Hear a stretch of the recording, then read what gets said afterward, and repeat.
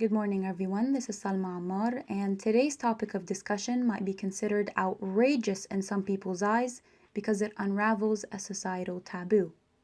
Sexual harassment. You might relate to this in some way depending on where you grow up. However, in Egypt, a country where at least 99.3% of its women have experienced some form of sexual harassment, many questions should be brought to surface about this phenomenon. Let's begin by speaking with Rana, the only person who has agreed to share her name today.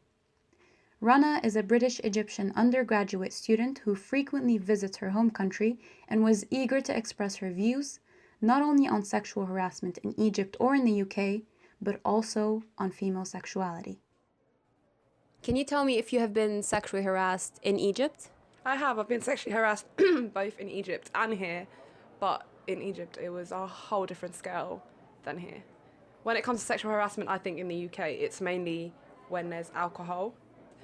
But in Egypt, alcohol, no alcohol, food, no food. You step out into the street as a woman, you're due to be sexually harassed at least one time from A to Z. So yeah, I've been sexually harassed a lot in Egypt. Like, even if it's not just physically, it's verbally. As soon as you walk out your house, you'll hear a little pss, or, and then they'll start treating you like you're some sort of animal or something that they just all want to jump on. It's disgusting. I hate it. It aches my heart. So how do you feel society, the Egyptian society and the English society perceives sexual harassment from your perspective? I think society as a whole, they don't take it as seriously. I don't think it's just in Egypt or any other Eastern country. I think as a whole, women are sexually harassed. We're looked at so differently when it comes to our sexuality. We have to take care of ourselves and, not give your body away to anyone and everyone. And then when it comes down to how it's perceived in Egypt, that's a whole nother level because Egyptians are so close-minded. I mean, people say it's because it's religion, but I agree with that. It is because of religion, but I don't think because of religion we need to differentiate between men and women. But in African countries and Asian countries and, especially North African countries, because we don't just have culture, unfortunately, we have culture and religion, and people take religion and culture and just merge them together when they're two completely different things. And people need to learn to differentiate between the two. Religion, education, and the nature of Egyptian movies seem to be repeatedly mentioned whenever notions of sexual harassment or sexuality in general are brought to surface. Let's hear what two other young Egyptian people have to say about this. Due to their wishes to remain anonymous, I have decided to call them Hannah and Alex. Beginning with Hannah, who is a pharmacy and biotechnology student living in Cairo and is heavily involved in women's issues. In fact, so involved to the point where she had created a Facebook page promoting women's rights in the country and has acquired over 2,000 followers from Egypt, as well as other Middle Eastern countries. What made you choose to be passionate about women's issues this way?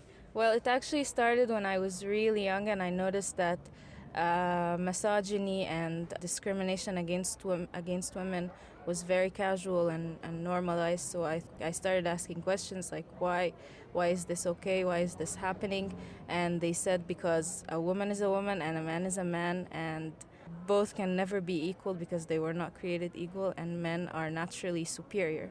That's something I've always heard growing up. So I thought, no, that's not right, and even if it is right here or people consider it right here, then I refuse to conform.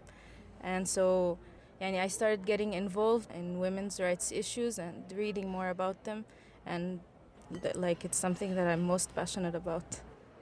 In your opinion, how do the media and the film industries contribute to society's perception of an issue such as sexual harassment or even the representation of women? I grew up watching many movies where sexual harassment was normalized or even praised, especially in comedy movies, for example, when they show that women who get catcalled are happy about it and it kind of validates them. And the more a woman gets catcalled, the more beautiful she is. So this kind of tells girls that you should get catcalled or sexually harassed to feel validated, because that means males or men are interested in you, so that means you have worth. And it tells the men that maybe some women will like it if you sexually harass them, or they will think you're more manly or more courageous. So yeah, so I think the media or the movie industry has contributed to how society normalizes sexual harassment. However, there were some movies like in the last 6 years or so that tackled the issue, like the movie ستة سبعة تمانية. They're trying to kind of like send the message that it's not so normal, that it makes women uncomfortable, that it makes us feel not safe walking in the streets. And also maybe from the examples in the actual movie, the different kinds of women, so it kind of Yes. also shows that And it doesn't the different kinds of men that commit sexual harassment. so like it doesn't have to do with social class, it doesn't have to do with what you're wearing, it's simply a common phenomenon. However, it has to do with your level of education, because it was proven that 80% of the men who commit sexual harassment, I mean at least in Egypt, did not have college degrees, so they had only secondary education. So I think education is really important when it comes to something like sexual harassment. So you do believe that it is important to raise awareness about sexual harassment, and you think that education would be a good contribution to that? Yes, of course, especially in a country like Egypt, when we have very, very high rates of illiteracy. It's not a matter of whether they have higher education or they have secondary education. It's a matter of they can't read at all or write. So we have to start like an educational revolution, because we really need it. Now to Alex, a young Egyptian man who is keen on expressing his views on sexual harassment from a male perspective. It's not quite common to be able to find an Egyptian man who would be interested in discussing this issue, because the conversation would usually have a dead end being, it's the woman's fault.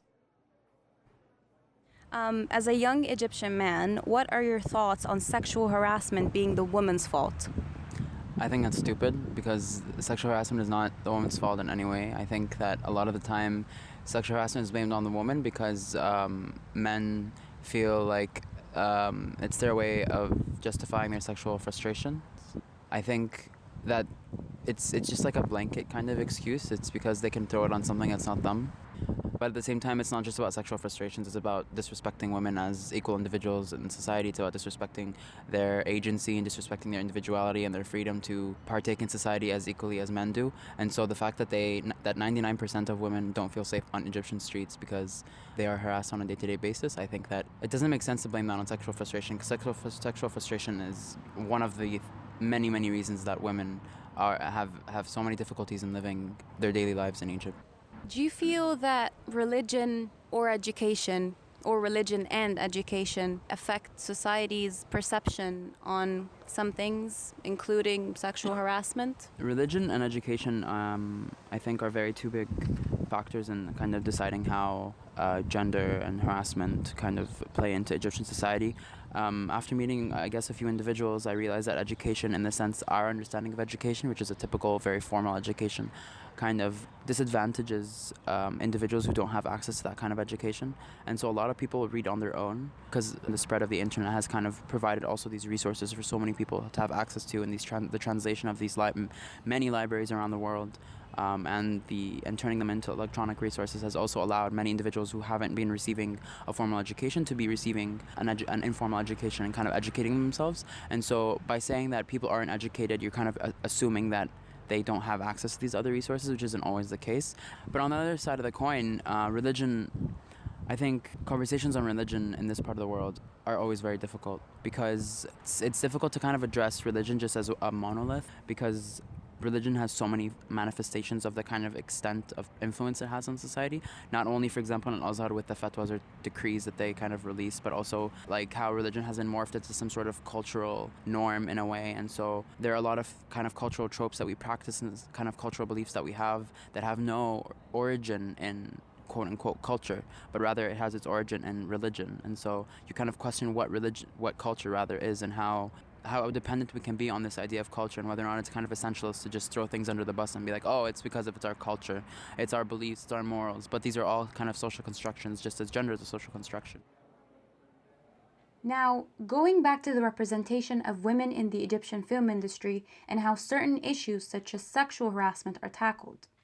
Despite the very few positive examples such as Cairo 678, which showcases the struggles faced by Egyptian women from different backgrounds in terms of this issue, there still remains a vast majority of films which reinforce this behavior.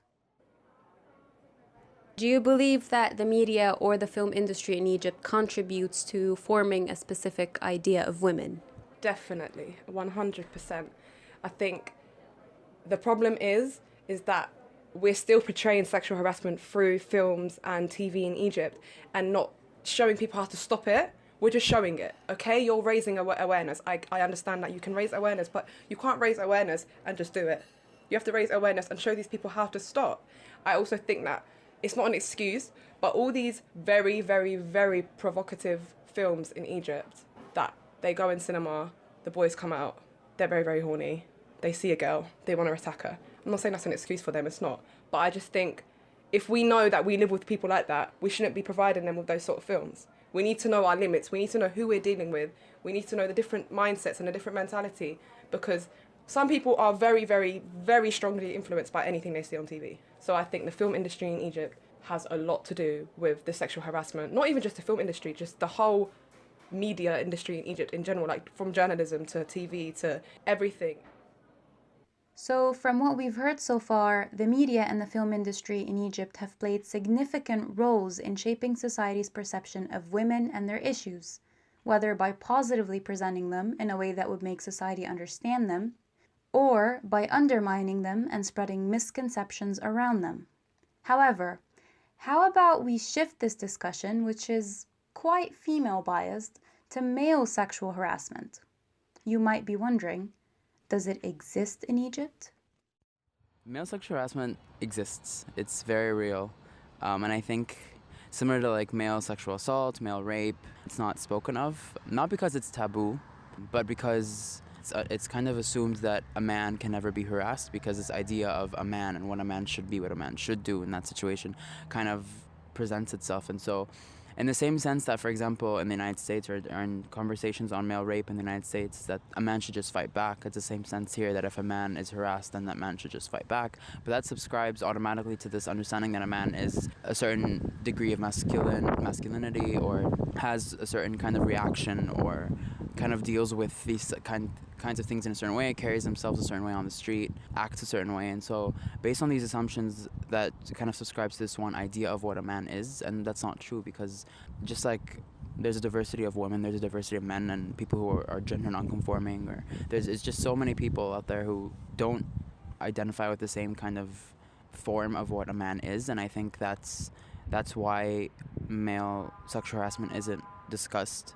And it's also a degree of homophobia comes into that, because there are men who are harassed by women, but there are also men who are harassed by other men in a society that doesn't talk about sexuality at all.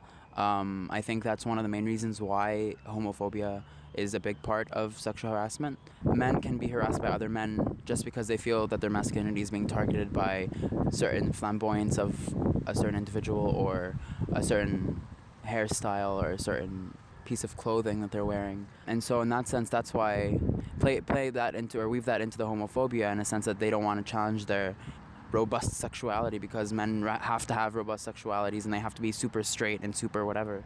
And so that plus that creates this kind of distorted idea of harassment of the male, but also harassment by other women, and how, again, fragility of masculinity or flamboyance or femininity is kind of targeted by women, because it's kind of this creation of the opposite, because they are feminine, therefore the opposite has to be masculine. But that notion of that binary, which is the creation of the gender complex, I think needs to be challenged. I mean, it has been challenged in other places around the world, but I think here this idea of a non-binary idea of what gender should be doesn't exist. And I think that male sexual harassment is real. It's a reality for a lot of people, and there needs to be more conversations on it. From what has been explained up till this point, it's easy to conclude that when it comes to sexuality or the idea of gender non-binary in Egypt, it can be a challenge to embrace either, because by doing so, you wouldn't be conforming to society's norms. It would be safe to say that the stance of the views we've listened to today is generally pro-women or feminist. But what is feminism in the eye of the Middle East? I started getting involved in feminism like from a really early age. And on social media, I was following so many feminist pages. They were mostly Western feminist pages. So I noticed that back then I was not really familiar with the term white feminism or Western feminism, but it was basically that type of feminism that I was being exposed to. And I noticed that they were ignoring a huge chunk of women in the world who are most in need of feminism. So they were only tackling the issues in, for example, the US or in Europe. I think this kind of notion or understanding of the gender binary and the gender spectrum and how we can address that in this society, I think is maybe we might be going about it the wrong way. I feel like a big issue with feminism, mainstream feminism, which is Western feminism in my opinion, I think one of the main issues is that we try to import Western feminism and apply it to our context, which doesn't work because our societal complexes and dynamics are not the same as the West's, and our history is completely different. And I think the same applies for this notion of gender. I'm not justifying sexual harassment or the gender binary or how structured or robust of a complex the gender dynamic is, but at the same time, there needs to be different ways that we can address gender in our context by virtue of our societal dynamics and how power functions and is configured in our society. And so I think this understanding of gender as a spectrum, or gender in general, kind of vis-a-vis religious institutions, which are a big part of our society, I think isn't gonna fly by them. I think it's not something that is simple to do, and I think we need to kind of reconfigure the understanding of gender in a way that kind of suits these religious institutions and the governmental understandings of gender. And of course, the context of Lebanon, Iran, Egypt, all these countries are very different, but they're very similar, and they kind of have the same string kind of tying them together, which is religion as kind of a struggle. And so I feel like if we, by just like navigating these kind of structures and complexes that kind of make it tough to import these ideas from the West, I feel like we can, I don't want to say appropriate, but maybe reconfigure these understandings of gender based on our contexts rather than just import and then have it not work and then have some Orientalists tell us that the Middle East is not ready for feminism or something. So a widespread issue in Egypt such as sexual harassment is not one which can be easily resolved because it is part of a complex which involves sexuality and gender identity. Is there hope that someday one would feel safe enough to walk the streets of Cairo without the fear of being sexually harassed or heckled and assaulted for embracing their own sexuality and identity? I think as women, we need to speak up. I think that's another issue as well. Yeah, we're always saying men sexually harass, but we're not doing anything to stop it as well. I think the only way is by raising awareness, by educating people about sexual harassment and the real reason why it happens, and teaching people to never blame the victim when that occurs, and to just spread more awareness about the issue. I think that's the most important way to decrease it, and I think with education maybe there is hope. I mean, recently we had a talk on sexual harassment at university, and there wasn't a lot of space for conversations on male sexual harassment, and I think that's something that bothered me, but someone did speak up about it, and I think that changed the conversation, the orientation of the conversation, because it was kind of moving in one direction or one trajectory, and then it kind of opened up a bit more, and I think that was very positive. I think even if it's not going to change anything, even if we're going to leave that space and still get harassed on the street, I think it's good to know that you're not alone and that it's not your fault. I think I'm positive about how things are changing in Egypt. Of course, there's a big class aspect to this that we haven't really addressed, but at least there's some change. And on that note, I'll leave you until tomorrow. This is Salma Ammar. Thank you for listening.